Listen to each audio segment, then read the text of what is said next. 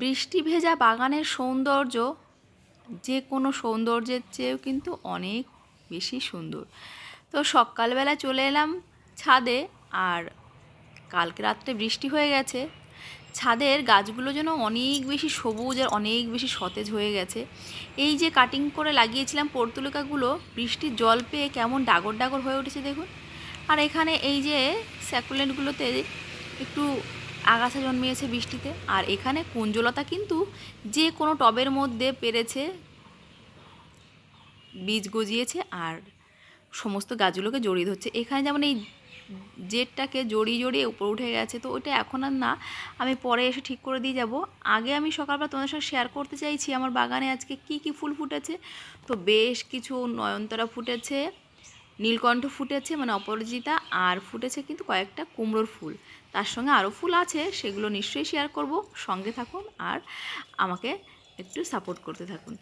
তো সকালবেলা এই যে এসে দেখছি এখানে ছাদে কুমড়ো কয়েকটা ফুল ফুটেছে, আর একটা মেয়ে কুমড়ো ফুলও ফুটেছে কিন্তু। আর এদিকে এই যে লঙ্কা গাছটায় কিন্তু পোকা ধরেছে, এটার একটু ট্রিটমেন্ট করতে হবে। তবে এখানে উচ্ছে মানে করলাগুলো কিন্তু বেশ বড় হয়ে গেছে।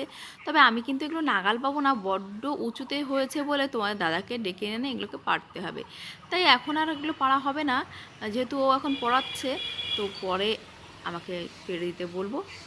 তো এই যে আজকে বৃষ্টি ভেজা বাগানে তাকিয়ে দেখতে দেখতে দেখলাম যে হ্যাঁ, একটা কুমড়োর কিন্তু মেয়ে ফুল আজকে ফুটেছে। হ্যাঁ, ফুলগুলো দাঁড়াচ্ছে না বটে, তবে একটা কুমড়ো কিন্তু দাঁড়িয়েছে। আর সেটা কিন্তু আমার ঘরের এই যে আমার ছাদে নয়, ছাদ থেকে আর কি ডগাগুলো নিচের দিকে ঝুঁকে পড়েছে সেখানে। তো সেটা পরে শেয়ার করব, আগে শেয়ার করছি বৃষ্টি ভেজা গাছের সৌন্দর্য কত কিন্তু মনোহরণকারী হয়। এই যে এখানে কুমড়ো ফুলটা ফুটেছে, ওখানে ওই পেছন দিকটায় বেগুনভিলা গাছের ওই সাইডটায়, তো বাইরের দিকে ফুটেছে। আশা করছি ফুটবে, মানে ওর থেকে আমি কুমড়ো পাবো। তো আশা তো করাই যায়, তাই না? আর আমরা মানুষরা কিন্তু পজিটিভ চিন্তাধারা নিয়েই কিন্তু এগিয়ে যাই, বেঁচে থাকি, বা আমরা কাজ করে যাই প্রতিনিয়ত। তো এখানে মাধবীলতা ফুলগুলো কিন্তু আজকাল একটু কম ফুটছে, বেশ কিছু ফুল ফুটে গেছে এক নাগাড়ে, তো এখন একটু কম ফুটছে। তো এইখানে দেখছি এই যে সবজির খোসা ফেলার পরে যে একটা টমেটো হয়েছিল, এগুলো বোধ হয় বাজারের ওই হাইব্রিড টমেটো, তো সেটাই কিন্তু একটা সাদা সাদা কয়েকটা হয়েছে। তো ওইগুলোকে আমি একটু সরিয়ে দিলাম। এখানে দেখো সেই যে পুঁইশাক লাগিয়েছিলাম ক্যারটে, তো সেখানে কিন্তু গাছগুলো বেশ সবুজ হয়ে উঠছে বৃষ্টির জল পেয়ে। আর বেগুন গাছটাও একটু বড় হয়েছে বৃষ্টির জল পেয়ে, 2-3 দিনের মধ্যে বেশ মানে একটু বেশ কি বলবো, ওরা সতেজ হয়ে উঠেছে আর দেখতে কিন্তু বেশ লাগছে। তো এখানে দেখেছিলাম কালকে একটা লাউ পড়েছিল, তো লাউটা হবে কি না ঠিক বুঝতে পারছি না। আর ড্রাগন গাছগুলোকে একটুখানি আমার কাটিং করতে হতো, তো সেটা করব করব করে হচ্ছে না। আশা করছি আজকে দুপুরের দিকে এটা করে দিতে পারবো। তবে এই যে ক্রটন গাছগুলো কিন্তু রোদ পাচ্ছে না বলে এখানে না খুব ভালো বেড়ে উঠতে পারছে না। আসলে ছাদে খুব বেশি রোদ পড়ে না, তো তারপরও যেটুকু পড়ে তাই সেটুকুকেই কিন্তু কাজে লাগানোর চেষ্টা করি। আর এখানে এই ক্যারটগুলো কিন্তু প্রায় ভরে উঠেছে, এগুলোকেও কিন্তু আমি কয়েকটা দিন গেলেই এগুলোকে পুরো আমি মাটি মাটি ভরে আবার কিছু না কিছু চারা বসিয়ে দেবো। তো এদিকে লাউ গাছের লাউগুলো কিন্তু আমি কেটে নিয়েছি, আর দিদিকে একটা দিয়েছি, মাকে একটা মানে আমার শাশুড়ি মাকে একটা দিয়েছি। আর এদিকে দেখো এই যে এখানে আমার করমচা গাছে করমচাগুলো কিন্তু একটু একটু করে বড় হচ্ছে, দেখতে খুবই ছোট লাগছে। আসলে করমচার বীজগুলোকে দেখে মানে ফলগুলোকে দেখে মনে হচ্ছে যেন ওগুলো হচ্ছে ফুলের কুঁড়ি, কিন্তু ওগুলো ফুলের কুঁড়ি না, ফুলগুলো ফুটেছে, সাদা সাদা হয়েছিল। আমি তো শেয়ার করেছি আপনাদের সঙ্গে যারা আমার ভিডিও দেখেছেন। তো এই যেগুলো হচ্ছে ছোট ছোট, এগুলো হচ্ছে আসলে করমচা ধরেছে, গুটি বেঁধেছে আর কি।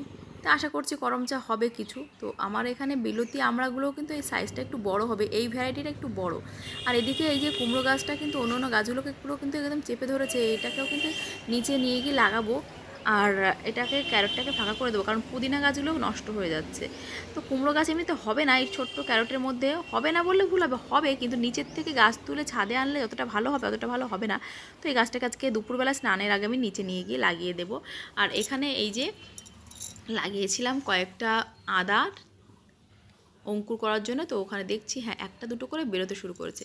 এই যে কোনো জিনিস আমরা যখন লাগাই না, তখন সেটা যখন অঙ্কুর হয় বা সাকসেস হয় তখন কিন্তু কত ভালো লাগে, তাই না? তো এখানে কিন্তু এই যে ছাগলের নাদিটাও কিন্তু দিয়েছি, এটাও কিন্তু খুব ভালো সার। তো এটা কিন্তু মা আমাকে এনে দিয়েছে এই সারটা, গোবর সারের সঙ্গে সঙ্গে এই সারটাও কিন্তু ভীষণই উপকারী। তো আমাকে এনে দিয়েছে। আর এই জিনিসগুলো আমরা বাগানিরা কিন্তু কখনোই নষ্ট করি না, বা এগুলো কিন্তু ঘেন্না করলে হয় না, কারণ এগুলো খুব ভালো জৈব সার। এইগুলোকে ইউজ করলে গাছে কিন্তু রাসায়নিক সার দেওয়ার প্রয়োজন পড়ে না। তো আমার একটা গাছ দেখছি এই যে আদা, এটা কিন্তু কল বেরোতে শুরু করেছে, আশা করছি অন্যগুলোও কল বেরোতে শুরু করবে। তো আমি একটু যে সমস্ত এই যে পাতা, শুকনো পাতাটা আছে, এগুলো একটু সাইড করিয়ে দিচ্ছি। আসলে বৃষ্টি হয়ে গেলে না গাছপালাগুলো হঠাৎ করে কেমন লাফ দিয়ে বড় হয়ে যায়।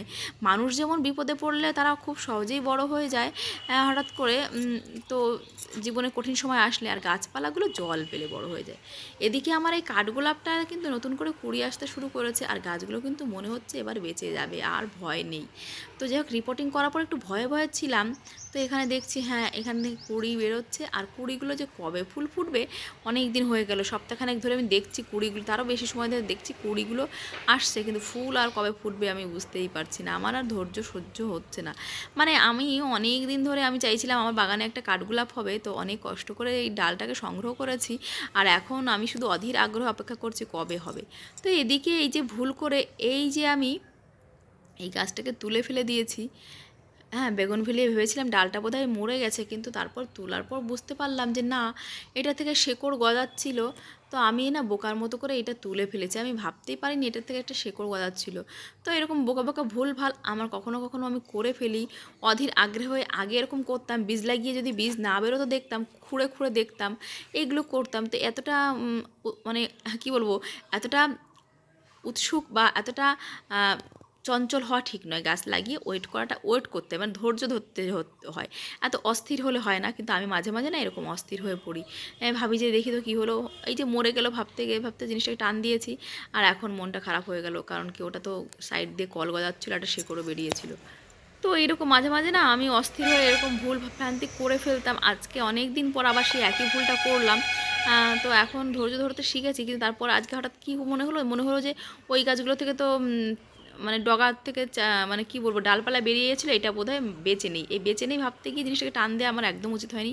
আমার উচিত ছিল কোনো একটা ছোট্ট কিছু দিয়ে টেনে না বের করে আর কি কিছু একটা দিয়ে খুরপি দিয়ে টেনে ওটাকে তোলা, তাহলে শিকড়টা যদি থাকতো তাহলে আর গাছটা মরতো না। কিন্তু এখন আমি সামান্য বোকামি করে ফেলেছি, জানি না এখন আর বাঁচবে কিনা। তো যাই হোক, আমি এই ট্রেটার থেকে এই যে চন্দ্রমল্লিকার ডালগুলোকে একটু পরিষ্কার করে দিলাম, আর এখানে একটা সুন্দর ফুল ফুটেছে। ওই একটা ফুলই আমার মতন আনাড়িদের কাছে অনেক। মানে আমি তো সবে সবে বাগান শুরু করেছি, গত 2 বছর হলো এই যে ফুল গাছগুলো লাগাচ্ছি। তার আগে তো আমার খুব বেশি ফুল গাছ ছিল না, ওই সবজিটা বেশিটা চাষ করতাম, বিশেষ করে লাউ লাগাতাম। আর আমার তো মানে বাগানে প্রচুর প্রচুর লাউ হয়, কদিন আগেও দেখিয়েছি। তো এখানে এই যে লাউয়ের ডগাগুলো, এগুলোও কিন্তু গাছগুলোকে রিপোর্টিং আজকে না করলেই নয়। তো এগুলোকেও নিচে নিয়ে গিয়ে লাগাবো। ওই গাছগুলো যেমন তুলে নিয়ে এসেছি ছাদে নিচের থেকে, ওইরকম তুলে আনবো। তো পেঁপে গাছগুলোকেও লাগানোর ব্যাপার আছে, আর এখানে লাল শাকগুলোকেও কিন্তু খেতে হবে। তো এই দেখো আমার এখানে কাঁচা এই লঙ্কা, কালো লঙ্কা যেগুলো কত সুন্দর বীজ হয়েছে, আর ওইটা থেকে এইরকম কালো এই ধরনের এই ভ্যারাইটি লঙ্কাটা হয়। আর এই লঙ্কাটা খেতে খুব একটা ভালো না হলেও কিন্তু বেশ লঙ্কা হয়। এখানে এই যে দেখছো এই যে গাছগুলো, তো তো এইগুলো কিন্তু বেশ সুন্দর বড় হয়ে উঠেছে, আর কতগুলো কাটিং থেকে কতগুলো ডাল বেরিয়েছে, বেশ সুন্দর লাগছে দেখতে। তো এখানে আমি আগের দিন তো দিদিকে একটা নীলকণ্ঠ না, নয়নতারা চারা দিয়েছিলাম। তো এই যে দেখছো লঙ্কা, এই যে গাছগুলো, এগুলো আমাকে একটু পিঞ্চিং করে দিতে হবে, তা না হলে নতুন করে ডাল ছাড়বে না, লম্বা হয়ে যাবে গাছগুলো। এটা যেমন পিঞ্চিং করে দেওয়া হয়েছিল বলে এখান থেকে বেশ কয়েকটা ডাল ছাড়তে শুরু করে দিয়েছে। তো বাকিগুলোকে এরকমভাবে আমি পিঞ্চিং করে দেবো, তাহলে কিন্তু বেশ ঝোপালো গাছ হবে। তো এইখানটা দেখো, এইটাও কিন্তু এরকমভাবে পিঞ্চিং করে দিচ্ছি। এইটা না সঠিক সময় পিঞ্চিং করা হলো, ওইগুলো একটু আগে করতে হতো। আসলে গাছগুলো আমার বড্ড লম্বা হয়ে গেছে, তো যাই হোক দেরি হয়ে গেছে। আসলে হয় এরকম সংসারে কাজকর্ম করতে গিয়ে, তারপর শারীরিক বিভিন্ন অসুস্থতার জন্য না সবসময় বাগানে সঠিকভাবে সময় দিতে পারি না। তো তারপরও যেটুকু আমি চাষবাস করতে পারি, আমার মন থেকে আমি সত্যি ভীষণ খুশি হই। বাগানে এলে আমার মনটা ভরে যায়, এটা হচ্ছে বড় কথা। এখানে এই যে আমার লজ্জাবতী লতার পাশে এই যে এখানে এই যে আমার ওই গাছটা দেখতে পাচ্ছ তোমরা, কামরাঙা গাছটা কিন্তু প্রচুর ফুল এসছে, তবে কুমড়ো গাছের আর কি ডগার জন্য ওরা না কেমন একটু ঝিমিয়ে গেছে, ওইটাকে না একটু রোদ্রে আনতে হবে, ফাঁকা জায়গায় আনতে হবে, কারণ কুমড়ো গাছটা না উপর থেকে ভীষণভাবে চেপে ধরেছে গাছটাকে। তো এই যে এখানে পর্তুলিকা গাছগুলোকেও কিন্তু বেশ লাগছে সুন্দর। আর এখন আমি চলে এসেছি আমার সামনের জমিতে, বাগানের নিচে আর কি। তো এখানে এই যে একটা সুন্দর বেগুন হয়েছে, আর বেগুনটা আজকে নেব না, বেগুনটা কালকে নেব, কারণ বেগুনটা আরেকটু বড় হবে সাইজে। তো যাই হোক, আমি গোড়াগুলোকে একটু পরিষ্কার করে দিয়ে দেবো এখানে গাছগুলো, বেগুন গাছের নিচে যেখানটা প্রচণ্ড ঘাস আগাছা হয়েছে। আর আগের দিন আমি কালকে লাগিয়েছিলাম এই যে দেখো ধনেপাতাগুলো কিন্তু তোমার দাদা এখানটা কুপিয়ে দিয়েছে আর আমি হাতে করে লাগিয়েছি। তবে অনেকটা জায়গা নিয়ে কিন্তু ধনেপাতা লাগানো হলো, 10 টাকার বীজ আনা হয়েছিল। তো দেখা যাক, এখন আশা করছি চারা গজাবে, যদিও এটা অফ সিজন, তারপরেও হাইব্রিড চারা লাগানো হয়েছে, দেশিটা লাগাইনি এখন। দেশি যে ধনেটা লাগিয়েছিলাম ধনেপাতা, সেটা কিন্তু আমি গুঁড়ো করে সুন্দর করে রেখে দিয়েছি ওই পাতাগুলোকে। আর এটা না মাছের ঝোলে বা যে কোনো একটা চাউমিন টাউমিনে দিলে খুব সুন্দর ভালো একটা ফ্লেভার আসছে। তো ভাবছি এইগুলো যদি গজায় তো ভালো, না গজালে ওই পুরোনো পাতাটা দিয়ে আমাকে চালিয়ে নিতে হবে। ধানকুনি পাতাগুলো তুলে নিয়েছি, সেগুলোও শুকিয়ে খেয়েছি, খুব ভালো লাগে। এখানে এই বেগুন গাছটাকেও এখান থেকে নিয়ে নিতে হবে, কারণ এখানে রোদ পড়ে না খুব একটা, এই সামনের এখানটা বেশ রোদ পড়ে। তো এই যে কুমড়ো গাছের এখানে এই যে একটু কুমড়ো গাছগুলো উপরে উঠিয়ে দেবো। আর এই যে দেখছো এখানে বেশ কিছু লাগিয়েছি ভেন্ডির চারা, ওখানে আছে শাক, পাট শাক, লাল শাক, ডাঁটা শাক। আর এই যে দেখছো সকালবেলায় আমি এখন তোমাদের সঙ্গে ভিডিওগুলো করছি আসলে, তো মেঘ কিন্তু আকাশে রয়েছে, সূর্য কিন্তু আজকে মেঘে আর মেঘ রোদ্রের লুকোচুরির মধ্যে পড়ে গেছে সূর্য। তো এখানে দেখো এই যে গাছটাতে না কি ফুল গাছ জানি না নামটা, তবে দেখতে বেশ ভারী ভালো লাগছে। আর এখানে এই যে মাটি ফেলা হয়েছে না, এর নিচে প্রচুর গাছ লাগিয়েছিলাম, সেই গাছগুলো সব ওই মাটির নিচে পড়ে গেছে, কয়েকটা আমি সরিয়ে সরিয়ে লাগিয়েছি। তো কালকে কিন্তু প্রচুর গাছ আমি লাগিয়েছি, এখানে যেমন ঝিঙে গাছ লাগিয়েছি, আর এখানে দেখছো কত কত এই যে দেখতে পাচ্ছ গাছ লাগিয়েছি, এগুলো সব ভেন্ডির গাছ, রিপোর্টিং করবো না, তুলে তুলে আবার এখানে নতুন করে লাগিয়েছি, রিপোর্টিং না রিপ্লান্ট করেছি আর কি।